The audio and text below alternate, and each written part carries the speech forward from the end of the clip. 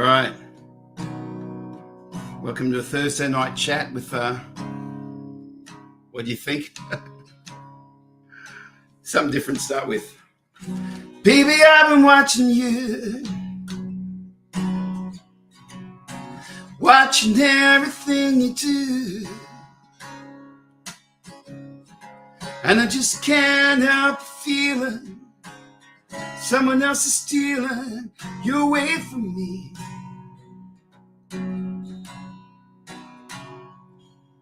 I see it written in your eyes. You confirm it with your lies. Though the web you weave could hold me, rather that you told me where you want to be.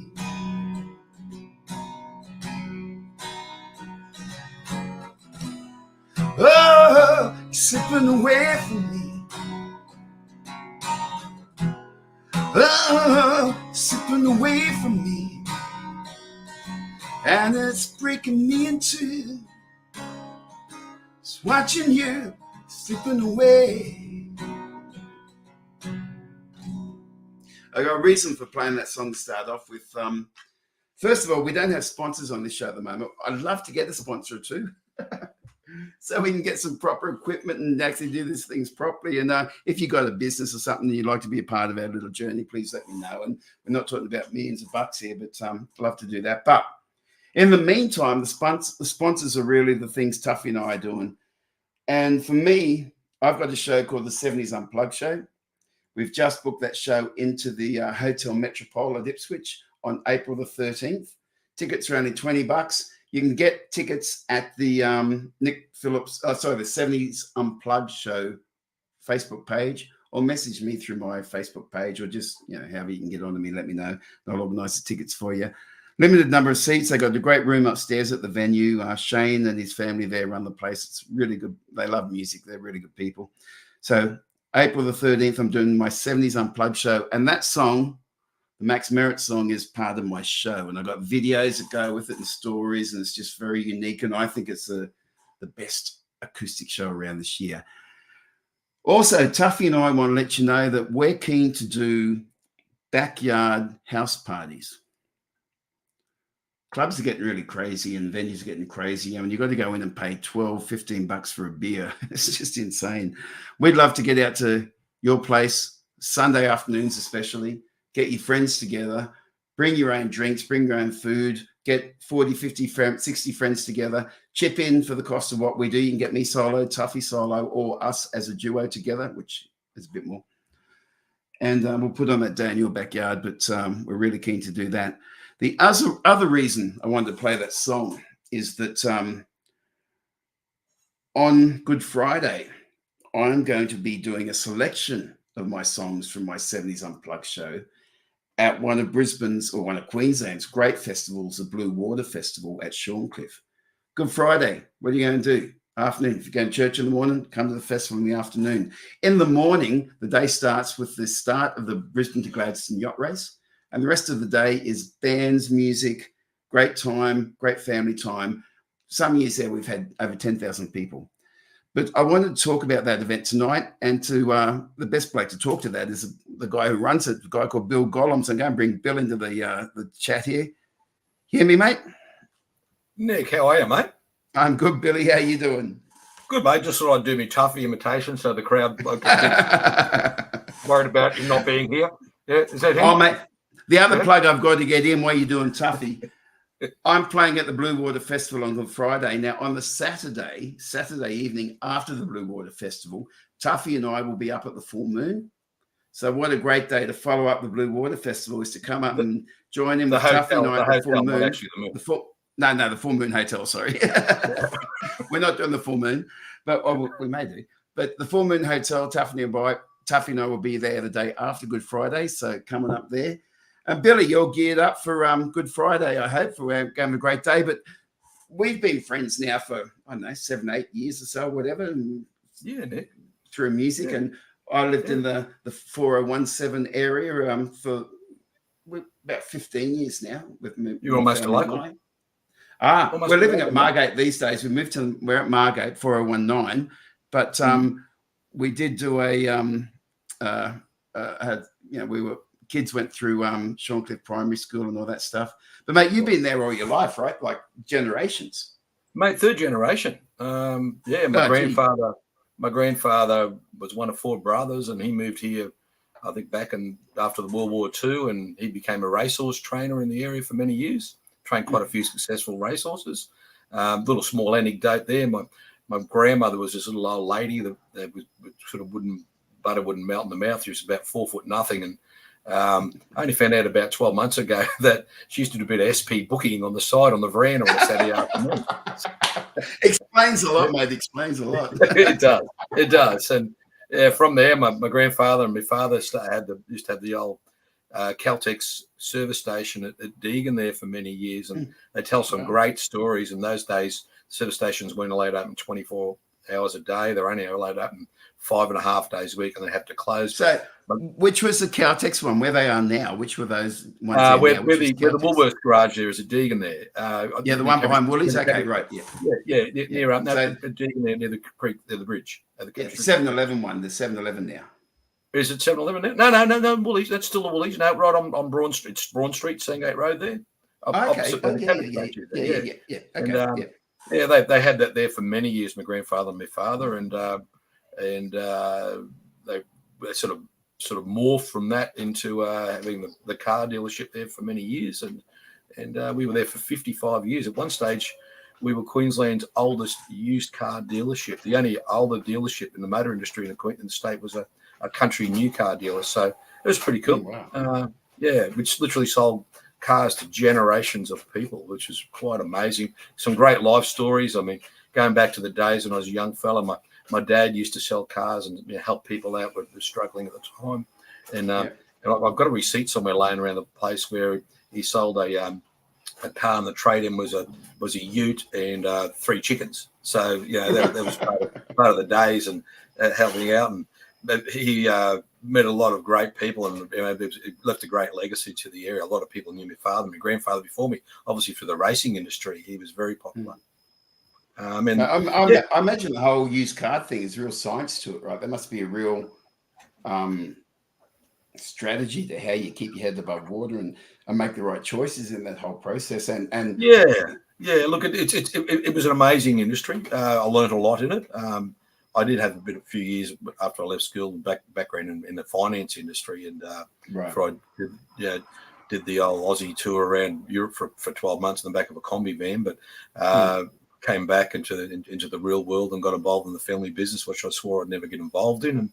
As you do. And many a times spent arguing with my father about who was right and who was wrong. And you can probably imagine small business people have all got very large egos, and there was 2 big bulls in the 1K there for quite a while. But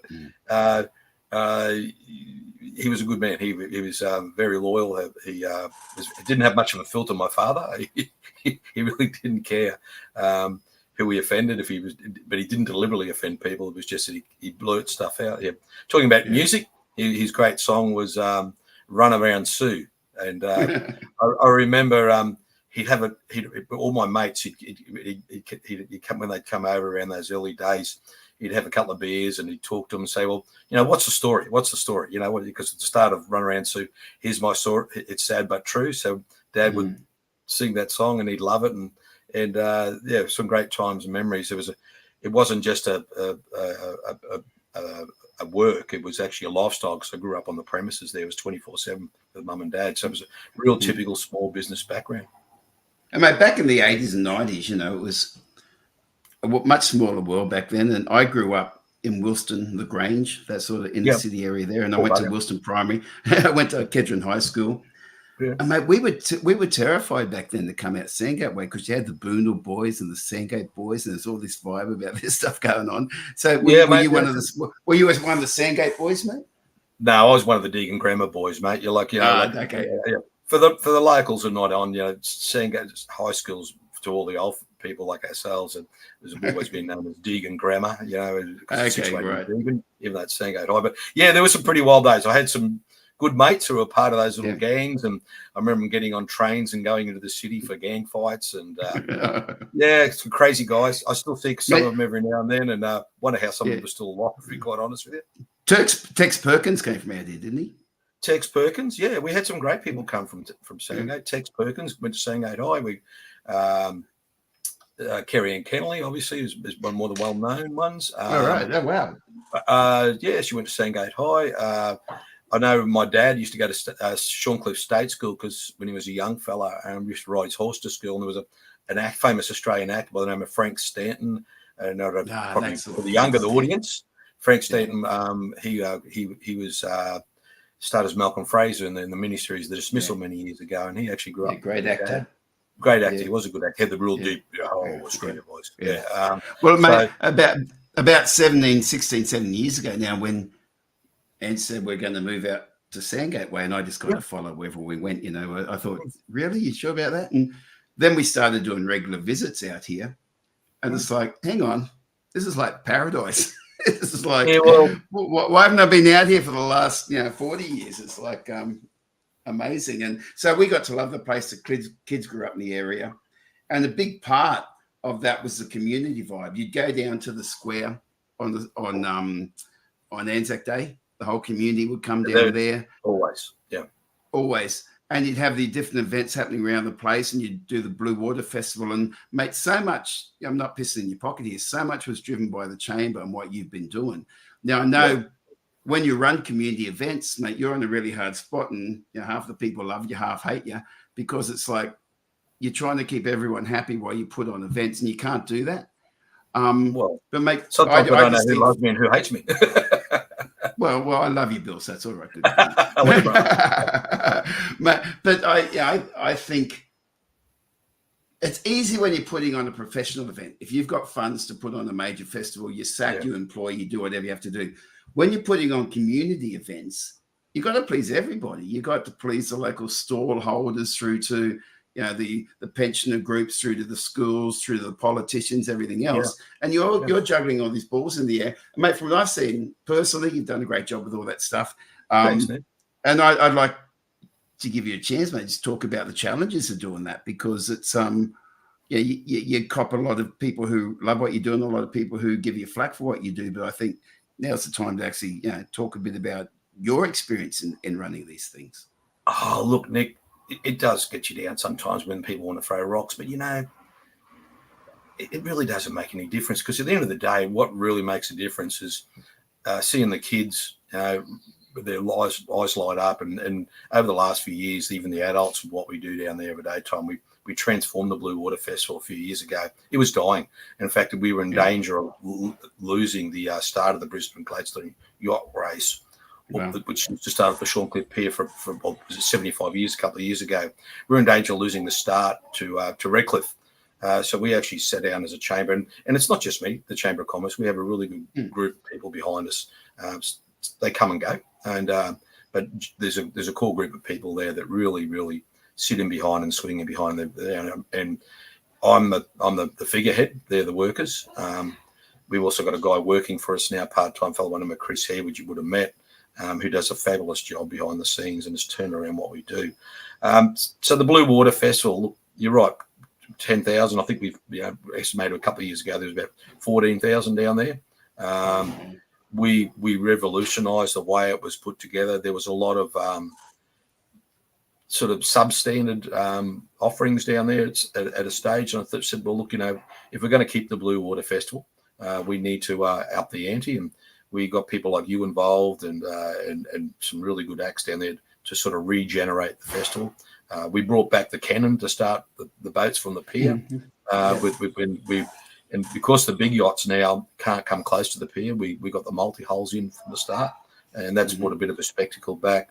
The fireworks, we really made sure we put a great fireworks show on it. The bay fire of a night time there to the music is fantastic. And you're right. From the store holders, we get store holders who sort of think the world is their centre, and we get other people who who just have massive input and spend massive amounts of money down there, who are just so easy to get on. And it's vice versa.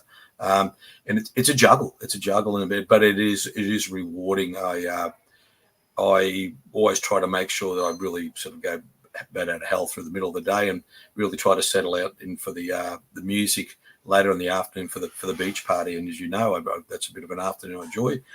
The other thing is, Nick and I show Nick up for those people who don't know, and we get up and do a bit of a duet most years. And no, we're legends. We're legends. We're legends, yeah, in our own lunch boxes. So look, Country Roads has never been done better. What can I say? Oh, never, mate, never. I mean, we thought we would have wrote it. Although I think this year we should tackle toes. Toes in the water, yeah, mate. Yeah, they're a bit of don't mind that, mate. A little bit of that. That's pretty good. I think it should be us. But like the Bluewater Festival, Nick, is a community event. It takes us a lot of money to put it on. I think their budget to put that on is around about $80,000. And the big challenge is it's on Good Friday. So literally everything we get in is triple the price you would normally pay for it any other day of the year, except for Christmas Day, obviously. So the costs and the expenses of putting that on, and then making sure that our stall holders and our food trucks and our those people who come along, we try to give them as much bang for buck. We're not always successful at that, but we try our best. Obviously, getting crowds there is a very unknown quantity. Last year with the storm, that hurt us. But look, we couldn't put it on without the help of the Brisbane City Council. We get around about $30,000 a year out of them. And if I can butt in there and say, look, a lot of people know that my friends know that I'm often critical of our pollies. I'm not going to throw you down that alley, but mate, I think this is a point to talk positively about how the pollies do put into this event and they do make it work, and you manage that whole situation. So talk about that. But I do want to say Queensland Rail, make sure the trains are working this year, because you keep doing rail maintenance every time we put it on and people can't get out there by rail. Anyway, you talk the positive, I'll do the negative. Well, Nick, that is probably one of the biggest misconceptions about myself and the Chamber of Commerce. Look, I'm a volunteer, and so are all my members, and so are all the executive of the Chamber of Commerce. We're volunteers. We do it for the community and the local businesses. And the Bluewater Festival is a community event. It's non-for-profit. The Chamber of Commerce is a non-for-profit organisation. So we don't have any sort of say anything. The other thing is the Chamber of Commerce as a community group, organisation, we don't have any say in the running of council or state government or federal government issues. We can lobby them. We can do what we can to support our businesses and our community. But, I can't pick up the phone to anyone and say, fix this or do that or anything like that. Some people think that's the case. And maybe that's a bit of a double-edged sword for the Chamber of Commerce, because people think we probably have more influence than sometimes we do. But the politicians do need to realise that everyone who turns up there are voters, and the more they put into it, the more we will consider voting for them. So Nick, yeah, and something about the Bluewater Festival. I'm very passionate about the Bluewater Festival. It's Good Friday. It's a long weekend. We've had political parties of all persuasions come down and they want to put up stalls and promote, their candidates and their policies and that sort of stuff. And I'm just very adamant, the Chamber of Commerce is apolitical. There are times when the Chamber of Commerce does have to be political to push the causes of our businesses, and we don't apologise for that, and push the cause of the area. But we do it without fear or favour. I say to all our local politicians, I don't care what colour persuasion you are. If you're going to do the right thing by the area, we'll work with you, and we hope they work with us. That sometimes it can be a difficulty. But look, the Bluewater Festival is now has gone from a festival that was really struggling. I think we should probably get about 4,000 or 5,000 people there to, as you said before, well over 10,000 every year for the last few years. It is now, we get media there. I had a friend of mine who was in Darwin last year, phoned me up. He saw me on TV in Darwin doing an interview with one of the local TV stations. So the beauty of the Bluewater Festival is, firstly, it's a community event. But what it does, it puts our great little Sandgate area on the stage. And, it's not just the 10,000 people who come there. We get a lot of media coverage. I know that one of the big breakfast shows is coming down the morning. They were there last year, the ABC breakfast show. They're coming down on the Thursday morning again this year to broadcast. Loretta's a great mate of mine. I met Loretta back at who does the breakfast show on the ABC. We met back when we were just out of school, and I used to play at the the underground when it was the big boot. Remember on top? Yes, remember that. And the big boot's now Yeah. at Deegan, mate. How's that? It is at Deegan, mate, but it used to be at Milton, and I'd play there in Loretta, and a couple of my friends from school would turn up, and we met back in those days. And mate, here she is, a really famous radio star these days, and you know, she's coming back down to Shorncliffe, which is great. So that will be good to see her and her team doing the radio show down there. But mate, I do have to say, there's been some really big highlights of the Bluewater Festival. But 2 years ago, we got hit. I think it was 2 years ago, maybe three. I can't remember, but we got hit by a mini cyclone today. It was about 4 years ago. That was the first one. 4 years ago. Yeah. And Last you year was you had to basically pull the stage down, but there was one artist who got up there with his guitar and a couple of speakers. We put the fallback speakers up and continued to entertain the people, despite the fact that Cyclone Tracy had been through. And I thought that guy was brilliant. What can I say, mate? Well, that artist, like you talk about Australian, like knock it up with a bit of tied up with a bit of wire. I mean, That's it, the rain just kept pouring. We lost speakers. We lost amplifiers. Nick Phillips. I'll play anywhere. The sound just kept reducing. We were getting wetter. But look, the die-hard, the reward was, Nick, look, the die-hard people still stayed and listened. They enjoyed it. They loved it. And it was fantastic. The people who started drinking at home at breakfast, they stayed all the way through, which is great. You know, they didn't care. It's great, mate. And thank you very much for what you do. And you are a good supporter of what we do. Mate, I'm not doing that for fishing, mate. I'm just saying what an idiot I am standing on the stage when electricity's kind of going off crazy. Well, it was quite funny. Like back and look at it now. I mean, literally speaker would go and then one amplifier would die. Then, you know, and then we were at one stage we were getting leaf blowers and blowing them into the amplifiers to dry them out. Remember that? It was quite funny. Yeah. It was brilliant. Mate, in a while, we've got a friend going to join us, and we'll talk about the artists on the show this year. But have you spoken to the weather gods? How are we looking this year? Well, Nixie, until last year, and we had the big one late in the evening, and that one we're talking about, every Bluewater Festival I've run, we've had fantastic weather. And it's something I don't like to talk about. It's probably good. I don't want to jinx us. But look, I'm hoping that we've had a pretty crappy summer when it comes. We were just talking about this the other day. When it comes to weather, pretty well nearly every second day it's rained over the summer. So let's hopefully we get a little bit of a drier winter this time around, and autumn, I mean.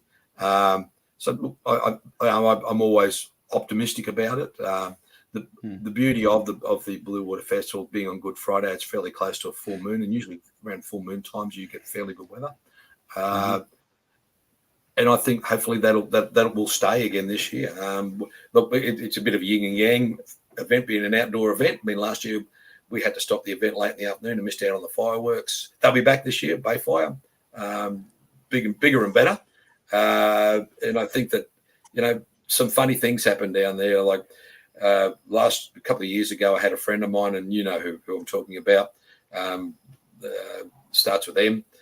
He was the Easter Bunny down there a few years ago, and Murray had a certain few drinks the previous night, and he put on the Easter Bunny outfit, and it's very hot in the Easter Bunny outfit, and it was a very hot day, and Murray got up on stage. And I thought Murray was going to not be with us for much longer. And I looked over and I thought, this is going to be great. How am I going to explain this? The Easter Bunny's going to fall head over Apex and knock it up in front of all these kids on Good Friday. Mate, he was the most. When he took his head off, when he took his Easter Bunny head off, he was the most evil Easter Bunny I've ever seen in my life. The poor bugger, Murray.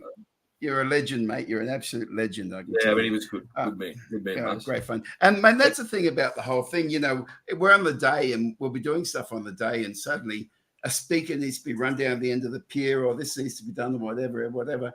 And so many people will just jump on in and do stuff. And that's the community vibe. And it's, at the end of the day, it's a really good festival, I have to say. I think it's top line event. Well, I mean, and that, Nick, you hit a really good point there. Look, that's one of the things which I think we do very, very well. I can tell you nothing ever goes smooth at a Bluewater Festival. No. Now, use your entertainment analogy. There's a lot happens behind the curtain, and it really, really has a lot of twists and bumps throughout the day, which we mate, there is always some part of the day where behind the scenes, you don't see it. But a few of Yeah. us will say, we've got this issue. We need to sort it out. Don't tell Bill because he's looking like he's about to blow his heart attack thing. It's like, don't tell Bill. Thank you, guys. Thanks very much. we sort things out. But that's like any event, in any gig you put on, there's always those moments which are really, really cool. Oh, great, man. Look, and as you know, the other events we do, Nick, I mean, you know, they're Giddy Up amazing. and Christmas. Yeah, exactly. Yeah, I mean, mate, I think it's the best region. It's the best region in Queensland, I think, for community spirit. So well done, mate. Well, it is, and you know, the Bluewater Festival is down at Shorncliffe. It showcases our beautiful Shorncliffe pier. The other events we do, and look, some people get a little bit critical about what we do with events from the area, but there isn't enough promotion of our area. We don't believe from any level of government to get people here. Our businesses are struggling. And we need to get, you know, literally bums on seats and through businesses' doors to spend money. And how we come up with the idea of running these other events over the period of time was a good friend of mine, his name Alan Bolton, used to be the mayor of Redcliffe many years ago.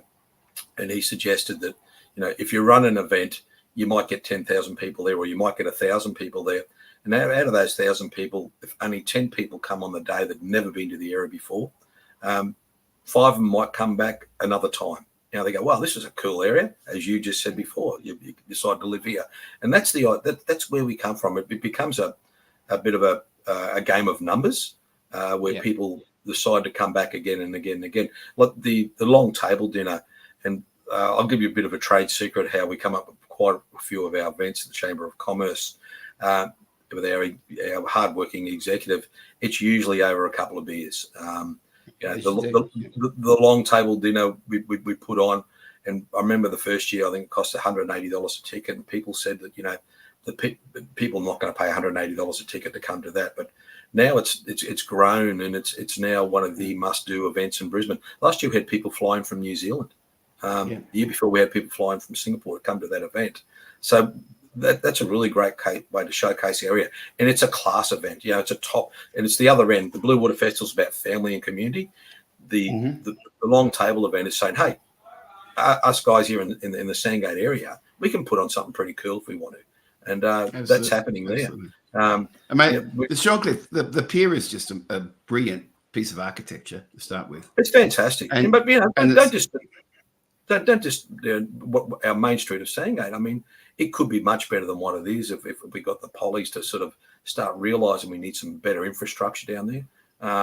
But you know, the Jingle All the Bay Festival, you know, that used to be called Christmas in Sandgate, and over a couple of beers, we just come up with the idea of Jingle All the Bay, and I sort of spruiked it to a few of the local businesses. So we're going to reinvent this. We're going to put a street parade on. And before it was just a bit of a party in Bumper Lagoon Park there, and a few lights and a few stalls, but you know, that didn't give any value to the local businesses, Nick. And we said, well, you know, if we're going to get some money from the state government, the council, from the council to put on an event, you know, surely the businesses need to get some benefit out. That doesn't happen on the Bluewater because that's Good Friday. Most businesses are closed. Well, mate, I was talking to some people under the table, people you probably won't know, but just to give you a heads up, I love country music.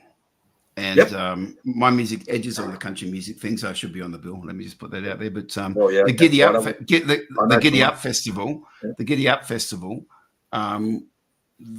it would be an awesome idea. Some of these people were saying if we had like a tailgate party for the Giddy Up Festival. I've heard that, Nick. You've heard that? Again, another great idea over a few beers. A seedy bloke said it to you as well. And look, you know, it's just something that's popped up over the last week or so, and something we'll be working on, and hopefully we can.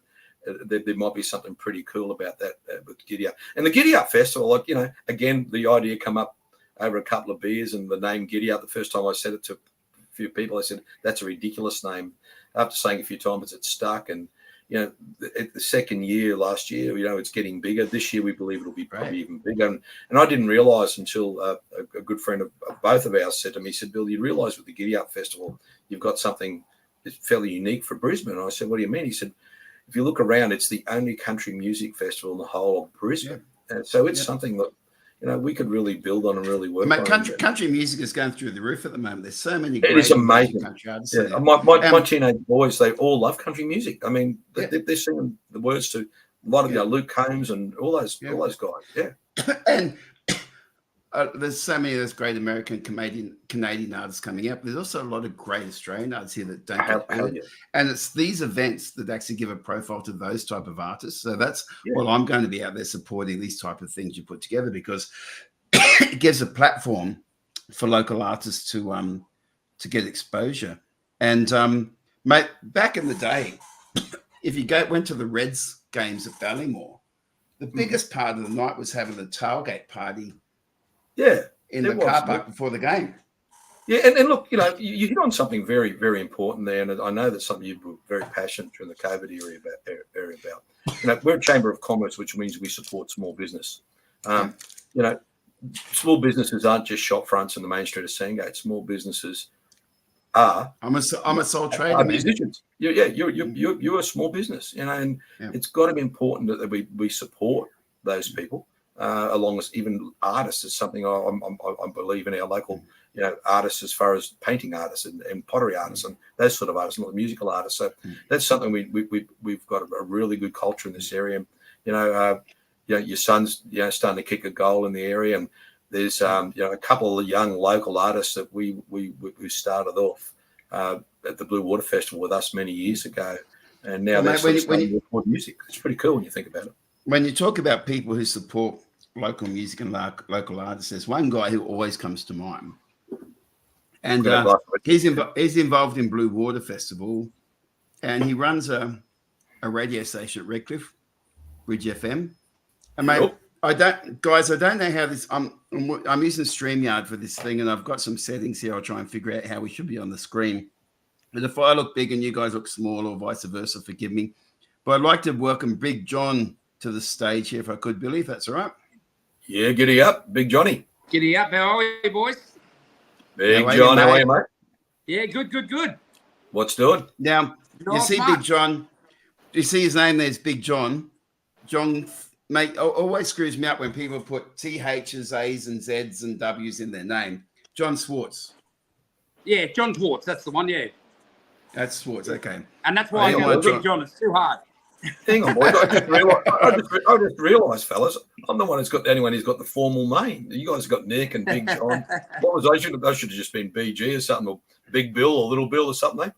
Oh, mate, well, you're just like you're an important official person, mate. So you can do your full name. Tuffy Junior or something. Big Billy. Hey, John, thanks for joining our chat, mate. Now, I said to you before, and I meant this not to piss in your pocket, literally in our community from 4017 to 4019 on the peninsula, where you run Bridge FM, you're a supportive community that's amazing, and so many people in the region really respect what you do. And I'm so honored to be able to call both Bill and yourself my friends, mate, because you guys kind of drive so many things in the community. But buddy, Billy and I have been chatting about our background and everything, but how just tell us a bit about yourself. Yeah, okay. Well, I grew up in Tasmania. Don't hold that against me. I do have the scars to prove. We just took a downward turn there real quick, gee. I love Tassie, mate. I love Tassie. Got a bit of music in the blood, and started off as a drummer. I hear you have some brothers in your family that are doing reasonably well. Yeah, the Wolf Brothers, they're doing all right. Country band, they're doing okay. They're 11 gold guitars, they're doing okay. Yeah. They're not doing good, shabby. Yeah, we might give them a busking spot at the Bluewater. What do you think?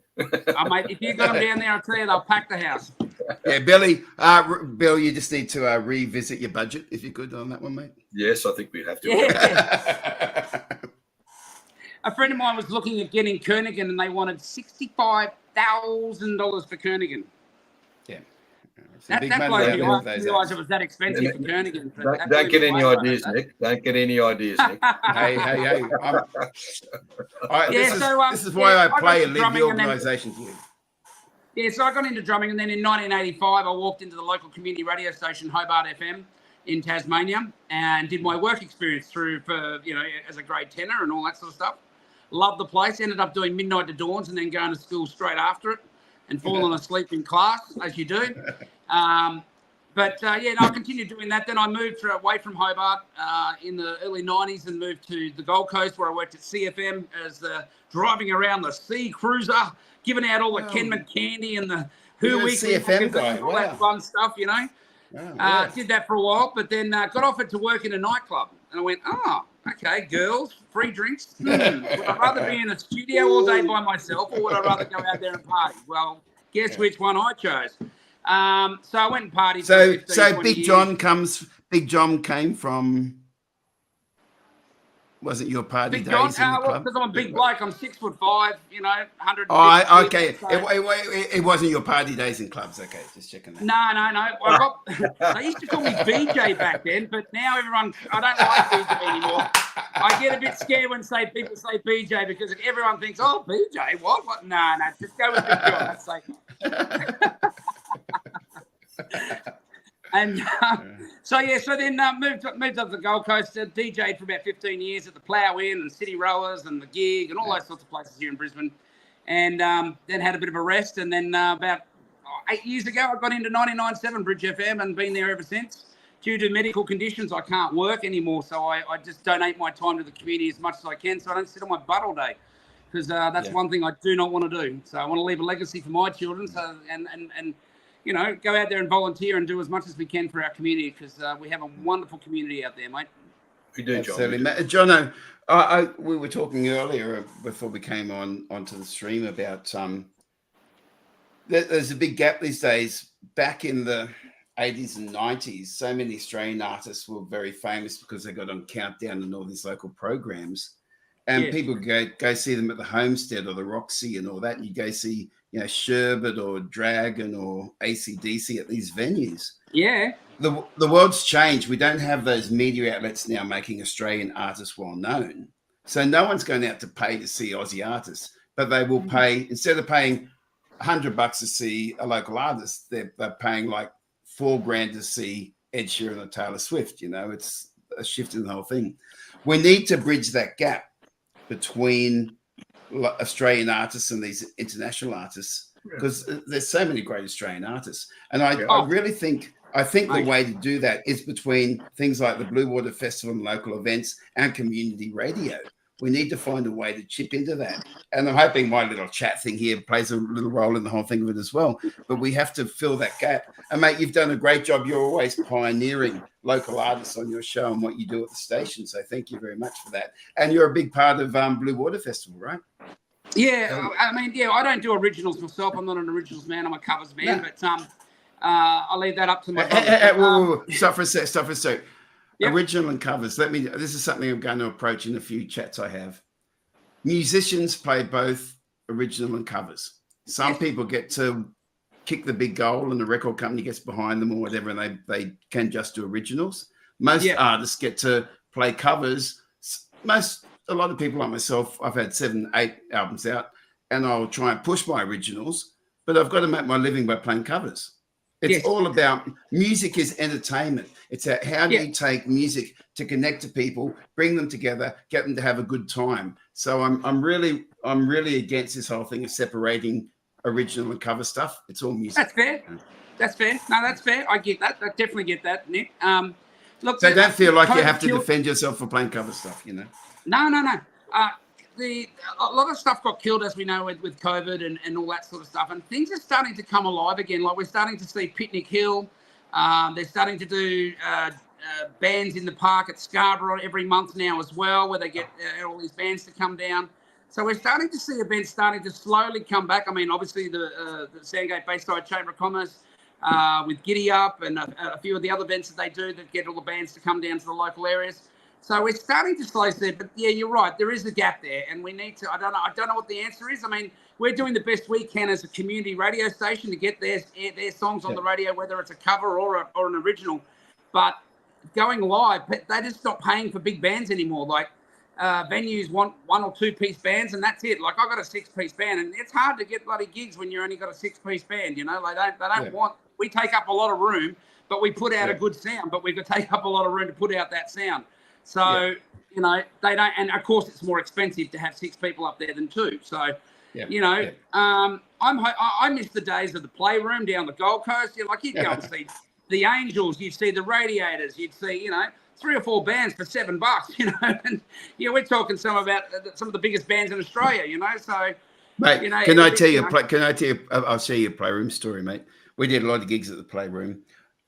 I had a band called Nicky Phillips and the Corporation, and I can't remember which lineup it was I had because I had a few different lineups. But one night we played at the Playroom. We were supporting the Divinals, and I was about 19 years old, and I can't remember how old Chrissy Amphlett was, but she was the most intimidating person I've ever met at 19 years old in that back room. She just had this personality that was like full on.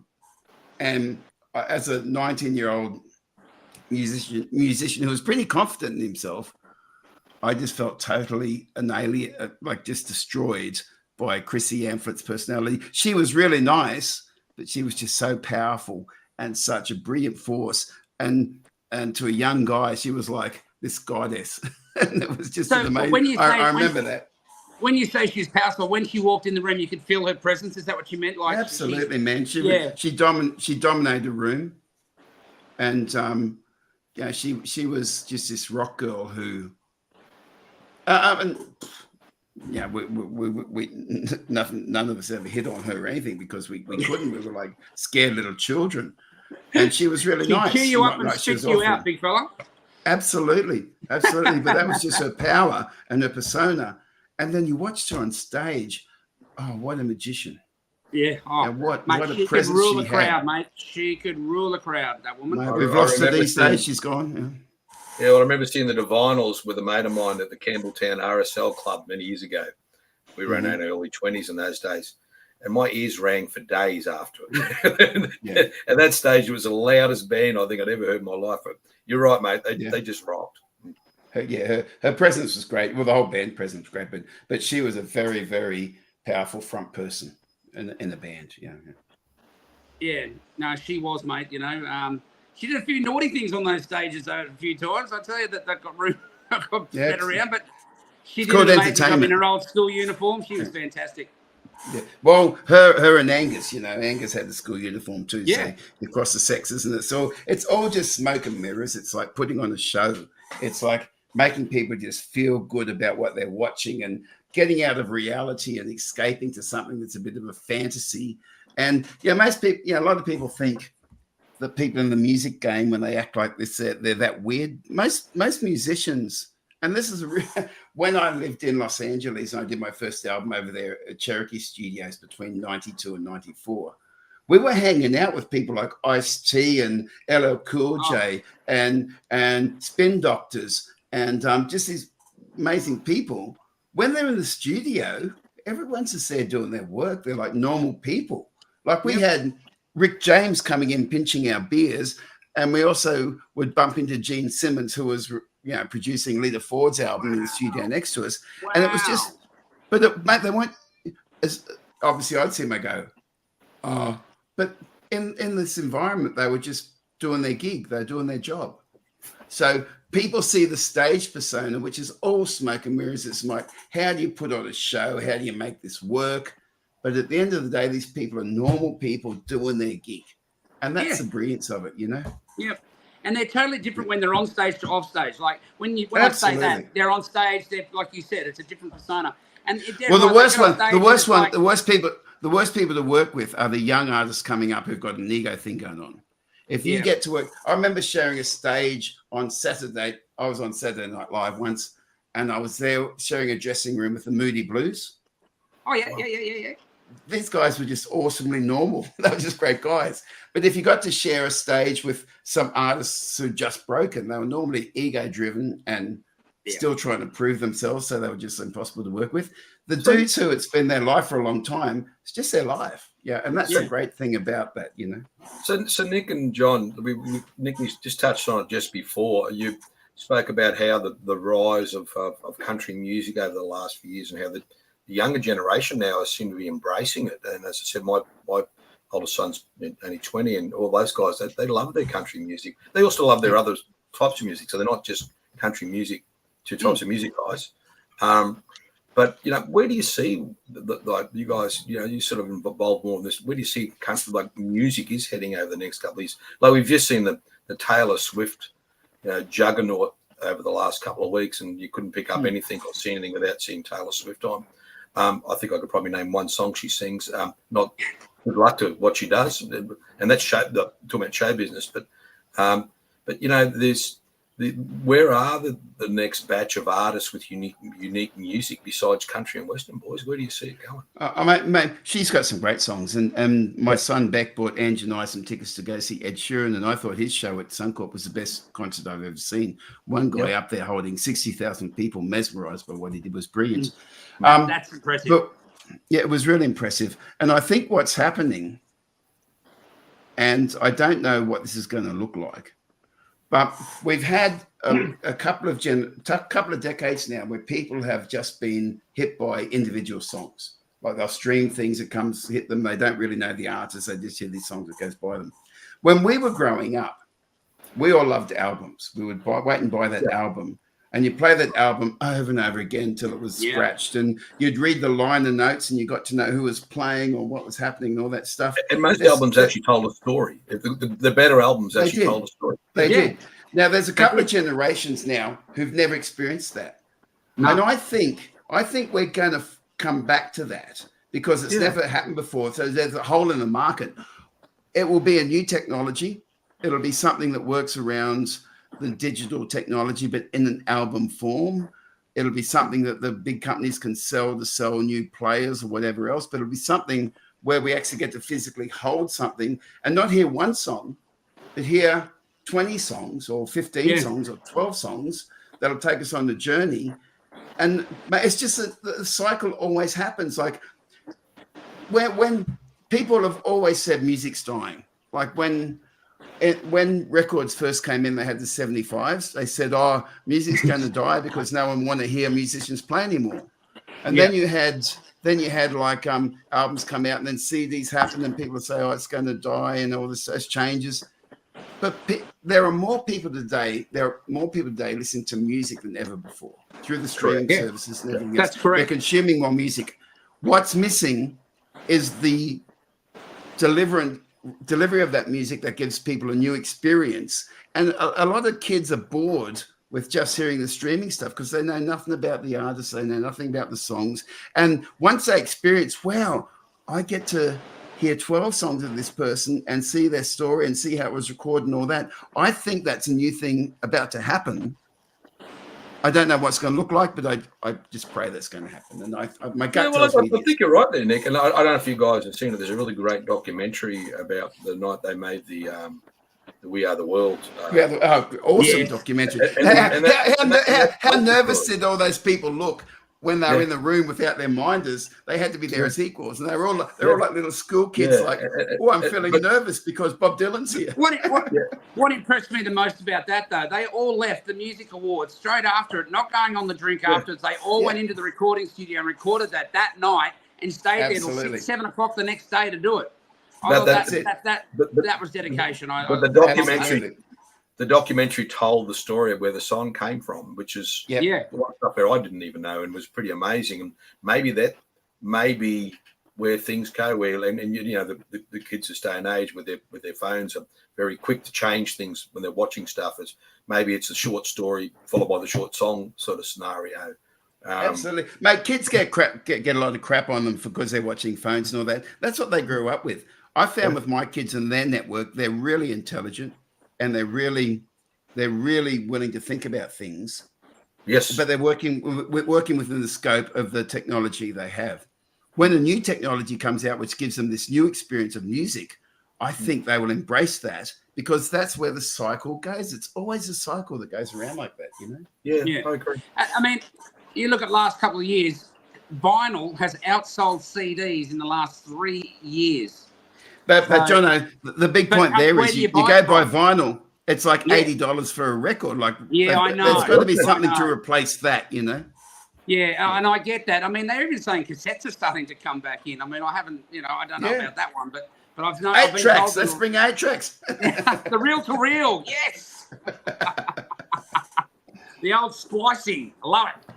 Sandman Vans. Let's do that. If it's rocking, don't be knocking. I'm down for that. Yeah, I'm down for that. The Sandgate boy talking up here now. Here we go. Yep. Yeah, we've had some cool days, yeah. When your father was a car dealer, mate, used to get some good cars. Now, for anyone who's watching this, I don't know how many people watch this thing on different platforms, but we seem to get a few hundred watching the whole thing across it. If you look at this little banner gun down the bottom, it says Bluewater Festival, Shorncliffe Pier, Good Friday. Nick performs at 4 p.m. So that's the most important part you need to remember, is that I'm playing at 4 p.m. on the main stage. But Jono, your band's also playing, buddy. When are you playing on stage? Yeah, we're doing an hour of Aussie rock. We're going to go up there and rock your bloody socks off for 1 hour of hard-hitting Aussie rock. The Angels, Radiators, Australia Crawl, just all the good old hard rock, old pub rock songs, mate. We'll get up there and smash it for 1 hour. Not sure what time we're on yet. We haven't been given the time, but we're definitely. Mate, you are. Hang on, I've got it up here. You are on at 2:55. There you go, 2:55. So we're to there 3:55. There you go. So you're on the schedule. The schedule I have is at 11:40. So I'm your support act. Well, yeah, right. From 11:40 to 12, you got Dublin Rose. Now that's Dublin. They're a great little band. Well, Dublin was a young girl that started out at the Bluewater Festival singing in the area for I think she was about 12 when she first started up. She just recorded the first song, and I think even album just recently. So look, talking about supporting local artists and getting people through and starting to come through. We gave Dublin a stage and a crowd to go. I mean, not saying we were so responsible for it, but it's great to feel part of that little journey, which is great to see. And it helps build their confidence as well, getting on a big stage like that, Absolutely. And because they don't get an opportunity to do that much these days. So the next two people I do have a bit to know about. From 12:10 to 12:45, you got a bloke called Harry Phillips on. Oh, I don't know about him. He's a bit dodgy, I heard. He's good. His father's a bit of a jerk, but anyway. Yeah, his father's a bit. How you doing? Yeah. From 12:55 to 1:35, you've got a gal called Angie Whiteley playing, which once again I won't comment on, but I can highly recommend. It's a real family affair, this one, isn't it? Mate, I'm sorry to throw those two in. I don't know how that influence go. I didn't actually push for that. It's just the way it rolled out. From 1:45 to 2:45, you've got the ABBA Girls. Oh, wow. Okay, cool. I'm not sure what the ABBA Girls are, but I imagine they're doing ABBA songs, which is... ABBA. You would hope so. From 2:55 to 3:55, you've got, what's this? Aussie.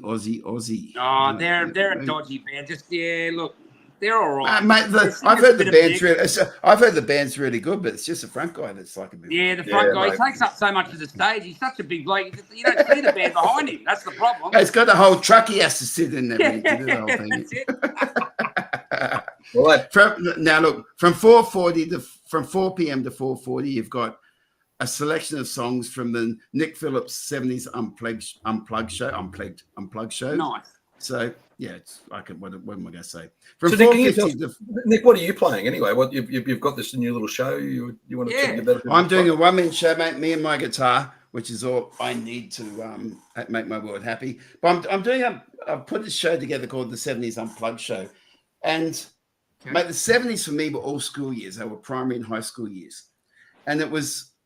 I had a job out of school for 6 months, but then from then till now, for 40 plus years, I've always been a musician. But what influenced me to do that were my school years. And it was the music I heard through those times. People like James Taylor, Cat Stevens, Bob Seger, Bob Dylan, all those. They were the people who influenced my career decision moving forward. So I put this show together, which celebrates those songs. And a lot of people come out and see me. That seems to tick a box with them where they love that music as well. So normally the show's a 2-hour show. I'm doing what am I doing? A 40-minute set here, which I'm scaling it back to a selection of those songs. But it's just songs that shaped my life and meant something to me, and I hope they mean something to other people. And I tell stories about the songs, the background of them, and all that stuff like that. So it's You know what I'd like to see, Nick? I'd like to see you, your wife, and your son get up there and do a song together on the day. We can do, mate. We can do that. I I'm reckon actually that would be doing. lovely to see that. We're actually doing a show. There's a good friend of ours, Richie York, who was a journalist, a very famous music journalist. He actually, where did that come from? well, Richie was he was a publicist for John Lennon. He wrote the biography for the official biography for Led Zeppelin, for Van Morrison. He was the head of Rolling Stones in Canada, and Richie died a few years ago, and we're having a memorial for him, a memorial gig for him. And Ange, Harry, and I are playing at that gig, so that's maybe we'll do one of those songs. One of the songs we're doing is a remake of the Beatles song Revolution. So maybe we'll do that on the day. That could be cool. Anyway, from 4:50 to 5:50, we have Rock Gods and Mirror Balls. I don't know that show. Okay. From 6:05 to 7:30, we have the Creedence John Fogerty show, and I can tell you guys, that's a good show. Awesome show. Yeah, I know the boys in there. I know what they do. They've just come back from Tassie, from your land, mate. They did. And I believe they were using your dad's stage. Yes, they did. They played on my dad's stage, the Mildew Wolf Pavilion down there at the Longley International Hotel. It was named. It's actually now named Mildew and Lee Wolf because my stepmother passed away last year. Okay. So they've named it after both of them now. It's not just called the Mildew Wolf; it's called the Mildew and Lee Wolf Pavilion. So, okay, which is lovely. Well, Creedence and John Fogerty have to be just like they're timeless. You know, some of the best songs ever. The best performance, and these boys do it better than anyone else. So awesome! From 7:30, the fireworks kick off. So the fireworks happen, and when the fireworks finish, we have to control Billy because he normally does a nudie run along the beach and all that stuff like that. And there's a bad moon rising, boys. Bad moon rising, mate. I always see this little white fella running across the beach naked. I wonder, who is that? It's you. So anyway, if anyone who's watching this over the next few days gets to this far in the chat with us, I need to promote a few things. One, Tuffy and I are looking at doing individually or separately house party gigs at in your backyards on Sundays. So let us know. That's so good. One thing I'm doing, I'm also, people who used to come out and see me play, if you have a favorite song I used to play for you, I'm happy to record that song with video and everything and do a special personalized version for that. There's a fee for that. It's not a big one, but I'm just trying to pay the bills. So contact me if you want that. I have my show, the 70s Unplugged show, happening at the Hotel Metropole at Ipswich on April the 13th. Go to the 70s Unplugged show or Nick Phillips' page. You can link to it all that through that space and grab a ticket. But most importantly, we're talking about Good Friday and the Bluewater Festival. It's been such an honor to have Billy and John come on this and have a chat with me. And I'm with this whole little podcast. I'm looking for a sponsor for it. If anyone wants to help me upgrade what we can do and we make it a bit better, that'd be awesome. If you've got a small business that could do that. But ultimately, just want to talk about things local. On Tuesday nights, I'm trying to talk about everything music. So whether it's an artist, an agent, a venue operator, just share your experience of our Queensland music industry or Australian music industry, or if you're overseas, if you can do this with us, the music industry in general, particularly the indie music industry. I'll tell you what, I've got big stuff. I've got a good one for you, mate. I'm going to get you Kevin Borridge to have a chat too. Mate, Kev, I was expecting Kev. That would be awesome if you could do that, mate. Kev's like, you don't get more rootsy than Kev, mate. He's just like, his story is amazing. So if you could do that, brother, that'd be awesome. I also heard you were talking to Slim Dusty's son-in-law, was it? Or Slim Dusty's son last night. Yeah, David. Yeah. David. So Nick, mate, I'd love to chat with David. Yeah, mate. Nick, what's going on with your chair, mate? You sound like Darth Vader. Just lean forward and back and talk for a second. Mate, I'm just like I'm kind of evil incarnate. May the force be with you. But mate, don't talk to me. You've got some cells above your head that are some pretty big devil horns there going on. I thought they were dunce caps. I didn't even think of that. That's awesome. Mate, this is rough and ready. It's rough as guts. And I don't care. I don't want to do something where we're having an interview. I just want to get friends together to chat.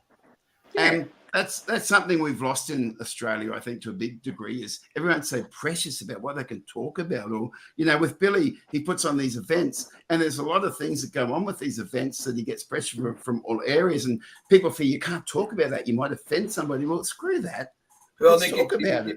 It's a great point. I just had a fellow call me this afternoon. He comes from, I don't know him very well, but I know the family reasonably well over the years, grew up in the area. And we had that exact same conversation. And that's something which, the old Sandgate is what we're trying to, not the old Sandgate, but the ways things happened in Sandgate when I grew up. Everyone knew everyone and everyone could have a chat with everyone. And I always remember my grandfather retired and went down the Gold Coast to live, retired down the Gold Coast. He used to come up once a week and say good day to the family and that, but he'd drive down to Sandgate and he'd spend half a day in Sandgate, sit in the main street of Sandgate and talk to his old mates because they all knew each other, and it was a really great thing. And that sort of disappeared. I think the advent of Facebook and social media, it's sort of taken away that sort of personal touch, and that's one thing. Billy, the Commerce President, I want to bring back. We want you should be able to walk into the local shop in Sandgate and say, "G'day, Bob, how you going?" And, you should know the local shopkeeper. It's a great thing it's a great thing for the area. But when I lived in LA, we had a friend from England. And actually, one of the jobs I had paying the bills while we were living there was polishing boats. He had a polishing boats job business in Marina del Rey. And Mark and I would be forever taking the piss out of each other. We'd just be like being, real pricks to each other in a fun way. And our American friends were like, oh, how can you say that type of thing? How can you be like that? It's like, that's what we do. I mean, I really love the guy. It's great. And we just kind of take the piss out of each other. I don't want to lose that. No, it shouldn't be lost. And there's a really good, he's not everyone's cup of tea, and I know he offends a lot of people, but the latest Ricky Gervais stand-up show on Netflix, not Nick Phillips, Netflix, very close to the extending name. He tries to be like me. What can I say? Yeah, and he actually touches on that particular issue, Nick, and that sort of have a crack at everyone's humour come from the dark times and from the British Empire, particularly in the wars and that sort of stuff, where they made light and fun of the dark times, and that's where that blunt, sense of humour came from, and I think it's something that this new way of doing things, offending people, is dampening that, and if we're not careful, that particular type of humour and culture, and it is a culture born of fire, literally, is going to disappear. Mate, we got some tough times ahead. Recently with the Supreme Court rulings here and stuff, other rulings being made, politicians are going to have their feet held to the fire, I believe. And when they do that, things get, people kick back and things get pretty rough and ready. And we can either say it's all too tough and depressing, or we can have a joke about it and then go out and do the fight we need to fight. And the good thing I like about talking to you and John is we're average dudes in our community just trying to do the best we can. And I think the best we can do is actually pretty good. Yeah. So Nick, what was, and I think probably where there's a blurring of the lines with this, you're offending people. There's a difference between offending people and not showing respect to people, and I think that's a real something that's been forgot. I mean, look, before you got on, before John, we spoke about my dad. I mean, he had very little filter, but he never treated anyone with any disrespect.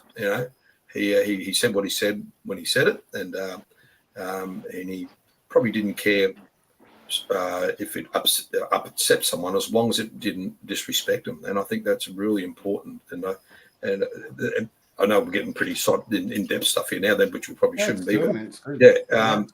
I think that's important that we maintain a sense of humour, but we also maintain a respect for people. People just slagging off. I mean, I had someone attack me a few months ago saying, "Well, you're a public figure, you could have a go at you." Well, that's just garbage. That's just garbage. And I'm prepared to stand up and talk to someone and have a conversation with them. We have a different point of view on something. Let's respect that different point of view. Not because we have a different point of view that I'm a clown or you're a clown or you're an idiot. You don't know what you're talking about. and that's where I think where we are at the moment, and we need to pull back from that sort of thing. You know, people like ourselves, the regular people, need to make sure we keep that sense of humour going. And we need to, huh?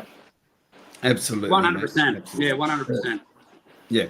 Okay. But thanks for the chat. Just let people know over the coming weeks. I've got Mark Higgins from a band called Fat Pigs joining me on Tuesday. Next Tuesday, 7 cool. PM. Mark's he's a fat pig, mate. I haven't seen the Fat Pig.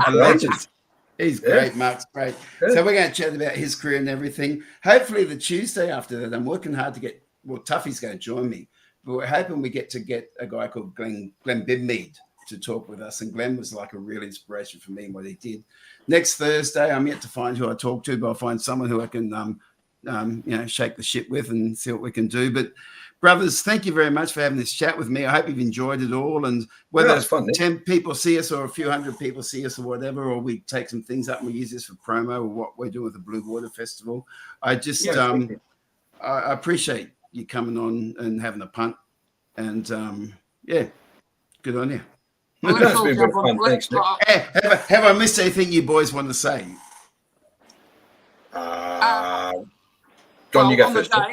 On the day we're gonna have the radio station there, so we'll get you on the radio station that day, of course, and Bill.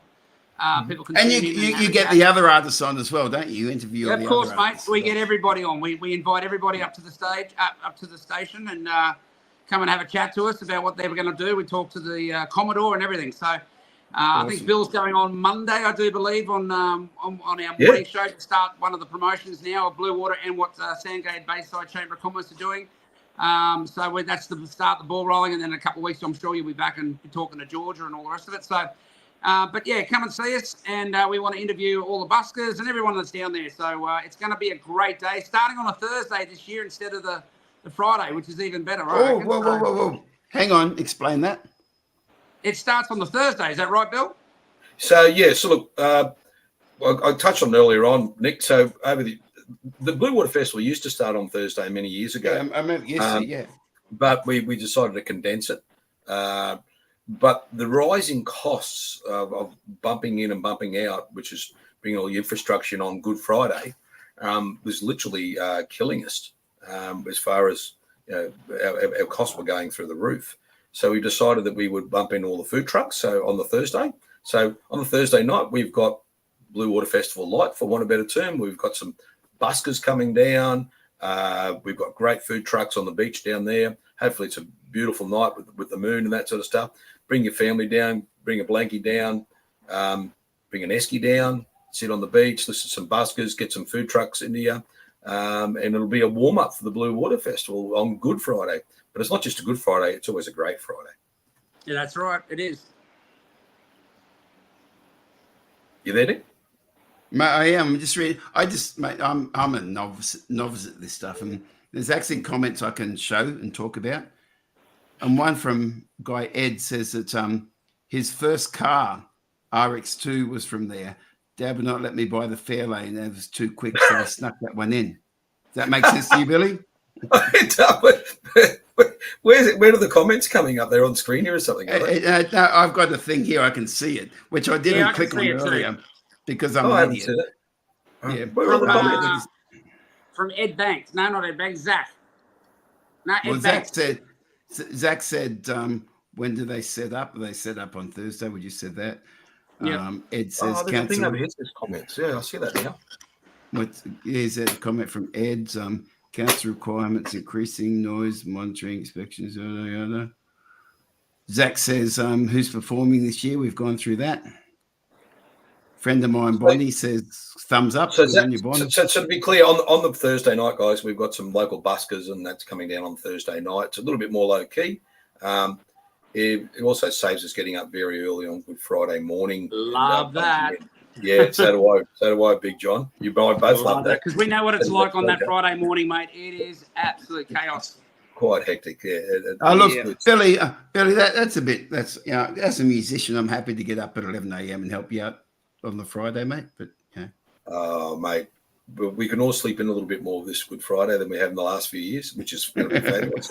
Not that I do anyway, because I don't sleep the night before. But thanks, mate. Come. Oh, sorry, Nick. Yeah. Look, now I see all these little comments up here. So Ed Banks and Zach Ingram and that. Yeah. Hey guys, how you going? Thanks for listening to us. Mate, as I said, I'm a novice at this stuff, and it's going to get better over the coming months. But guys, you can follow this whole thing on at the moment the Tuffy Nick page, the Nick Phillips page, or the What Do You Think YouTube page. I have set up a What Do You Think Facebook page, but apparently I can't stream to that until it's been up for a few weeks. So it's like, I don't know. I'm trying to figure this stuff out. But mate, anyway, this is a great initiative, Nick. It's a great initiative, and I think getting all the local people on it gives another sort of flavour to our local area. What you're doing, so mate, keep at it, keep doing it. And let's build it. Let's build it, and we're willing to help you build this. Yeah, thank you. Well, every Tuesday, and if I can do anything in a radio level, love to help. Get it out there on our. Well, we should do that interview from the studio. But every Tuesday, Thursday night, I'm going to do this live stream. Tuesdays are always going to be about the music industry. Thursday will be about whatever. And see how we go. See what happens. Good on you, brothers. Thank you for joining me. And we'll see everybody at the Bluewater Festival. And rock on, boys. You rock on. Can't wait. Mate, happy Easter, everybody. Happy Easter, everybody. Hey, Murray. Good on you, Murray. Yeah. Thanks, Nick. Thanks, everyone, for listening to us. Thanks, guys. See you guys. Bye. Have a good one. Thanks, John. See you, Big John. See you, mate.